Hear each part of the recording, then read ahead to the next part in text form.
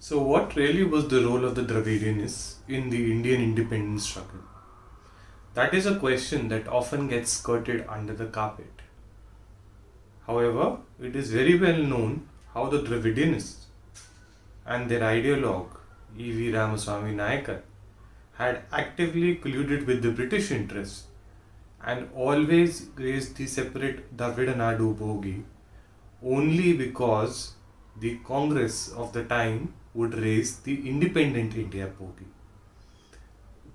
The Congress itself was not looking for Purna Swaraj at the time. However, the shamelessly casteist behavior of the Dravidians, especially the Justice Party that Nayakar had formed with much glee and aplomb to hate Brahmins and so called Brahminism, whereas the Brahmins barely constituted any percentage of the population, in something that would be considered nothing less than anti Semitism was it being done against the Jews in Germany.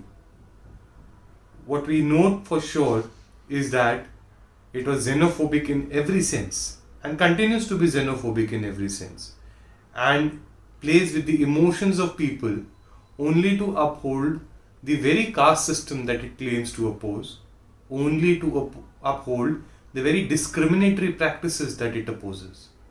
Let me read out to you a short excerpt from the autobiography of India's first president, Sri Rajendra Prasad, and his experience with the Justice Party to tell you what they thought and how they behaved. During my tour, when I hardly left out a town or an important village unvisited, and please remember that this is about his visit to the Madras province at the time, I had a taste of the Brahmin non Brahmin differences, which reminded me of the Hindu Muslim question in the north and the Bengali Bihari problem in Bengal and Bihar. The non Brahmin Justice Party had been defeated in the Central Assembly elections, but the contest left a trail of bitterness. I was put critical questions at places by people who regarded the Congress as a Brahmin organization. I told them that the doors of the Congress were open to all and that there were several non-Brahmins in the working committee.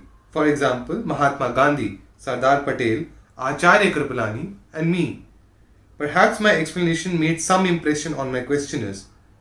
But I was pained to see the misgivings engendered in the public mind by the vicious propaganda of some individuals.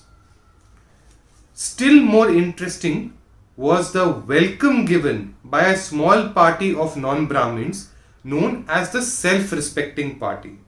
At some places I was confronted with black flags and shouts of "Go back." But the party of demonstrators was so small that we took it all as a mere joke.